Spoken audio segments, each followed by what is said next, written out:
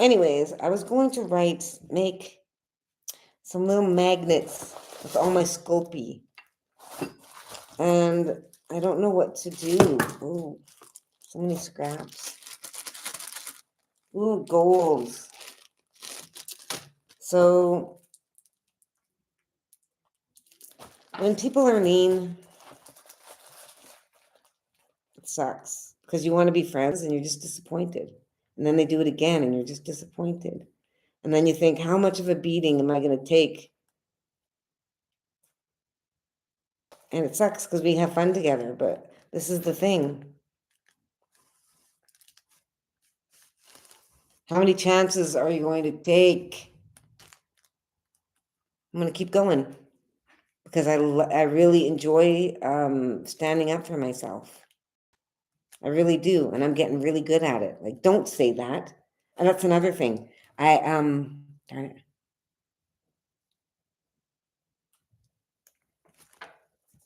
That's another thing is that I said something and she said, you can't do that. And I looked her in the eye. I said, do not tell me that I can't do anything.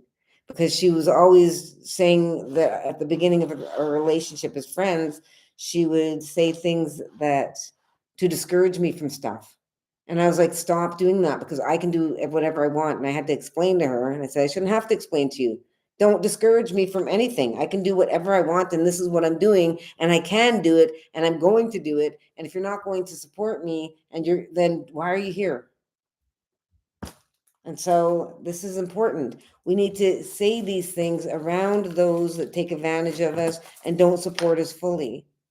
We deserve to have people around us that support us in all the things that we do, especially when we're doing things for good. I have a lot to offer. And so when we have a lot to offer, energetically, we attract those looking for the light. So they're lacking the light in them. People that are mean to you, they aren't good people. They're not nice. And that's so, it's really hard to believe you could fumble me. Like, how is it so hard to fumble me? I am so easygoing. And this shows it because used, and abused, and I still stay. Even after insulting my children, and there's so many things that I never ever called her out on. I know that I have absolutely increased her level of consciousness because, oh, look, this is a little Barbie doll hair straightener. I don't know why that's in there. Ooh, a little egg. Interior. Oh, silly putty. No way. Do they even sell these anymore? Gotta keep that. You put it on a newspaper and then peel it off and it shows an imprint of it. Oh, a little raspberry. Oops, strawberry, I mean. Strawberry. I didn't make that. Well, maybe I did. I don't know. Ooh, and a pipe cleaner and a hair tie. And a paintbrush. And a snowflake. Okay, so I don't have a lot of colors. Oh, I have one little bit of white. Okay, so I gotta think. What can I make? Real indigenous. Or something else. Ooh. Oh, and I also have letter stamps. Maybe just circles. I have magnets, so I'm going to be putting them on magnets. There's my letter stamp.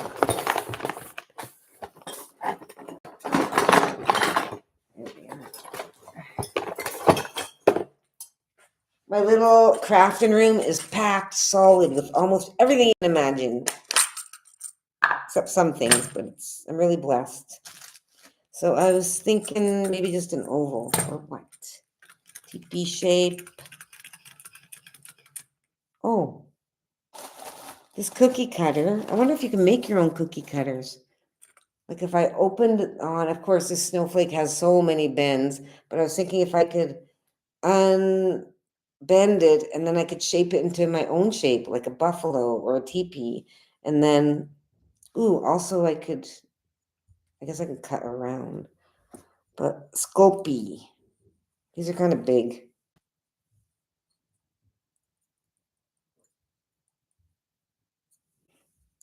Ooh, actually, I got not stickers, what am I saying? Ooh, I've also got these carving tools. So I should probably do this. Those.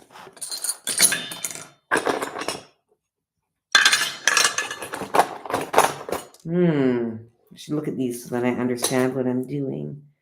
That's weird. Serrated. My hands are covered in black and because I was playing with the ink. That's a crochet hook. Look. Good idea is to look at your tools so then you know what you're working with. And you can be like, oh, this will be good for that. This is weird. Okay, so I have these things. Corners.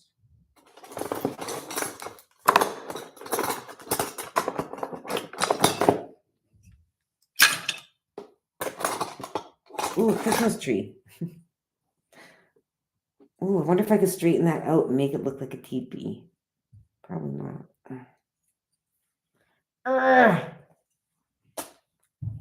Whatever. Why is that in my toolbox? Here's some banging. Okay, I'm looking for. Ooh, these are cutouts for leather, but I could use it for cutting out magnets.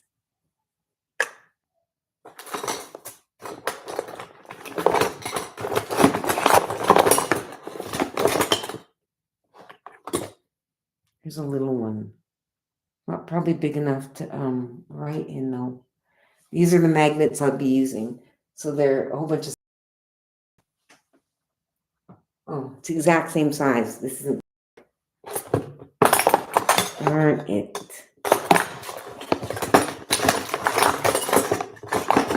Why is life so hard?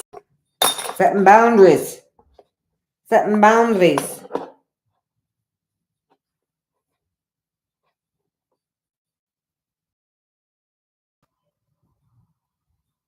Sucks.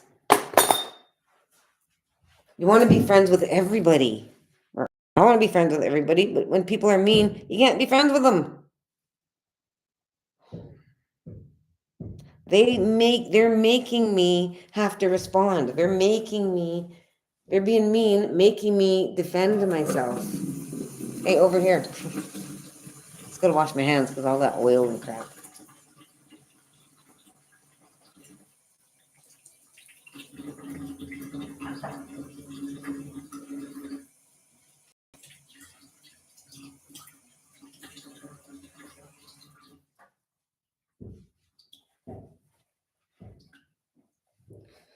It sucks. But I'm warning everybody. I already made a post about it. Do not be my friend and do over here. Do not be my friend and get close to me because you're going to be at risk of being outed for how you treat me. So if you treat me badly, everyone's going to know. And how they know is not going to be fun. So that's not my fault. I'm here to uplift humanity and I have to lead by example. And so we're here to eliminate the behaviors that everyone's doing and getting away with, which is narcissistic abuse. And so if I'm going to bring an end to it, I have to show everybody how it works using my firsthand experiences to show everybody that I understand how it works and to tell people not to F with me. If I'm going to be leading humanity, I have to be NF and not Fable. You can't mess with me.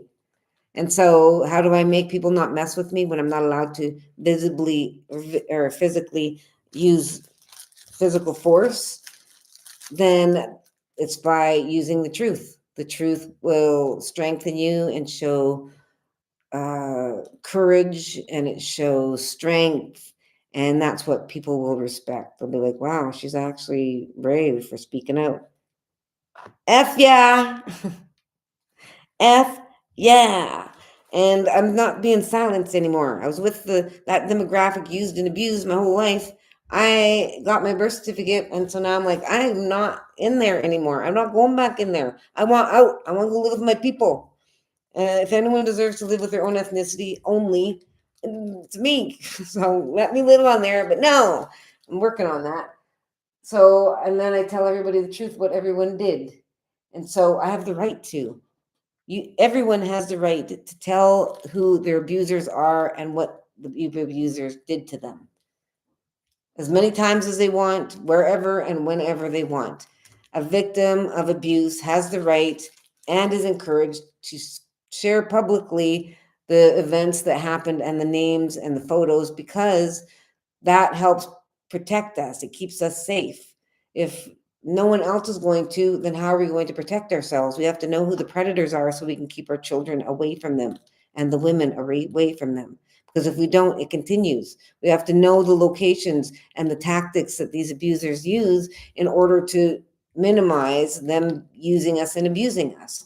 The more that we're aware, the safer we're going to be. And this is how you bring great change. So there's nothing wrong with speaking out about your abusers and telling everybody what happened and who did it and all the details. That's how you're going to heal yourself. That is narcissistic abuse recovery.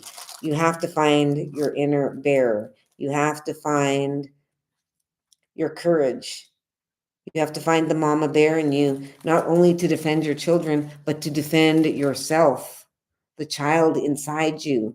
You need to find the voice of you that you needed to protect you then and now. You need to not just say no, but you need to say it with everything in here. Because yes, we do. We say no, but we need to find that voice. And when we find that voice of the inside core of us, when that's unleashed, then we are indestructible, because we can't get close, because we're connected with Creator, because we're fearless. When we know who we are and where we came from, we're fearless, because we know when we're connected, we have nothing to fear.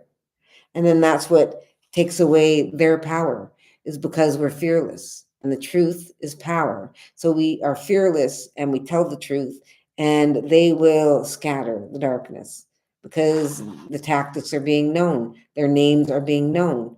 So they all associate together, they're all huddling and running away like cockroaches. And that's fine. You need to realize this is survival of the fittest, and there are people of the opposite gender that are going to be destroying you. There's going to be people of the same gender that are going to be just trying to destroy you. There's going to be people of different ethnicities that are trying to destroy you just because of color. Doesn't matter what color you are. There are people that are trying to destroy you, or the people that are similar to you in their life. So no matter who you are, there's opposition in this world, because people don't see us as one. They see everybody as competition, and they're trying to get money, and they're trying to get their needs met, and they're trying to get their desires met. And so many don't have morals and values. And so we're getting destroyed, literally destroyed. And so we have to take it upon ourselves to start making a change.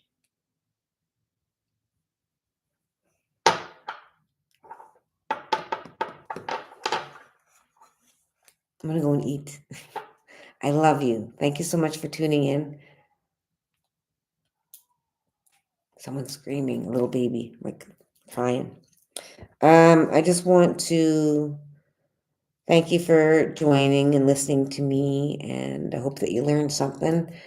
And if you did, I'd like you to try to start sharing it with all of those around you. Knowledge is power. And the more that we start talking about the new narcissistic abuser tactics, the sooner that it's all unveiled. And then we know exactly who's on our side. And we start vocalizing our abusers. And that's what causes the division, because the abusers will gather together and they'll group together. The more that we call them out, the more they group together for safety. And so they're not going to stay intermingled. The more that we call them out, the more they gather to each other for safety. And they start not knowing who to trust, because they're scared, knowing that they have a limited time, because the healthy doesn't want the unhealthy around their children. or they're women. So when we start naming the names, it makes them vulnerable and to justice, vulnerable to the consequences of their actions. So they gather together. We naturally, that leaves us. So we start gathering together. And this is the beginning of the division of sickness from infection, because we're choosing what team do you want to be on? Do you want to be the infection, or do you want to be part of the cure? That's what everything goes down to. Are you working for creator, or are you working for demons? Are you causing pain and suffering and dragging it out, or are you doing everything in your power to eliminate the suffering of yourself and all others? So this is essentially what we're here for in this world, to find healing, because we're not destined to be unhealthy. This is unhealthy. People that are healthy don't harm themselves or others. So we're in a very big sickness. We've been sick for very long. When colonization started, as soon as they came here, they brought infection of their mind and destroyed our body, mind, and spirit. And it continues today with the music, with the food, with the legal system, everything. It's all designed to cause as much pain and suffering as possible. And we're all toads in the hot tub as it's slowly being heated up, and we're getting boiled to death.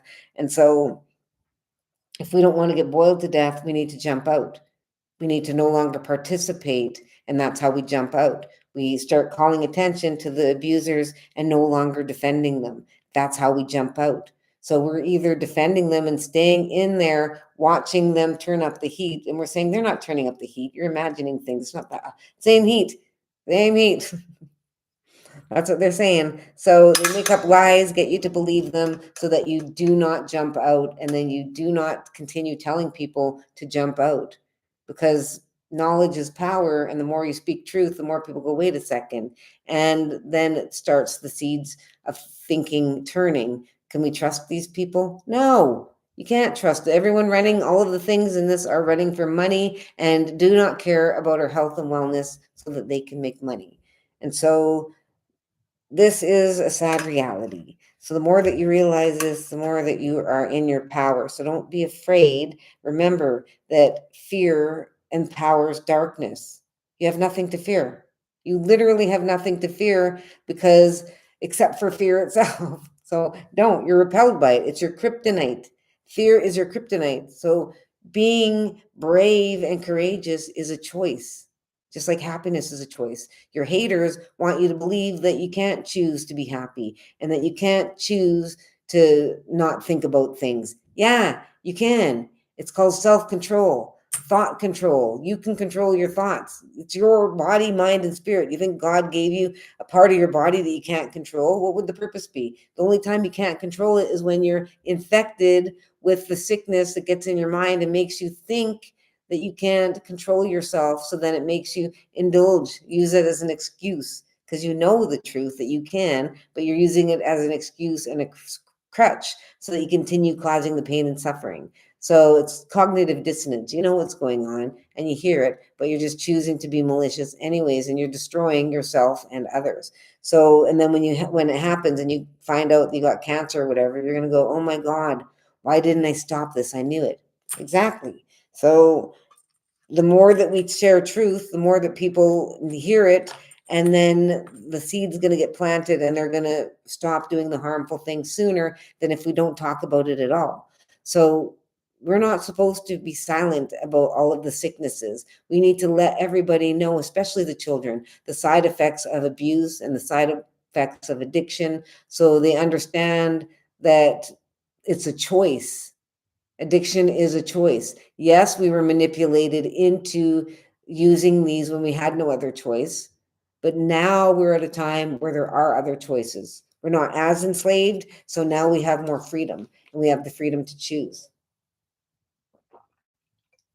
And yes, it's going to cause physical pain, because that's what we use the alcohol for and the drugs for. It's to numb the pain of the things that we don't want to think about, and it's physically painful. So in order to eliminate the pain and suffering, you have to do trauma work, which is processing the traumatic things that you've endured, that inflicted on yourself and you inflicted on others, so that you can not feel all of the emotions the way that you do. You can feel them and then let them go, because just like a fan is meant to have the air circulate and go through the fan and out, this is how our emotions are supposed to be. We're supposed to feel the emotions and then they leave. But when we have trauma and we hurt somebody or ourselves, what happens is something gets in the fan and it's clicking, clicking, clicking, and it's a blockage.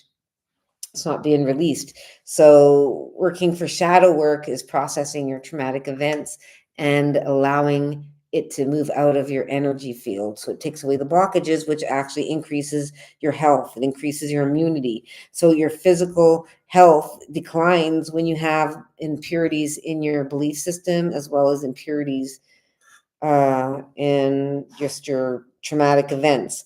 When you have a lot of negativity, anger, and that sort of thing, that impacts your health, and it actually is a great factor in autoimmune diseases in women, and also depression. And so all of these things affect our health. And when we start processing our emotions and trauma, we can minimize all of the pain and suffering going in the future, and minimize the present pain and suffering and what's growing inside of us, the infection. Because we've all got infection growing inside of us because of all the abuse that we've had to endure, as well as all the chemicals that we're putting in and on our body.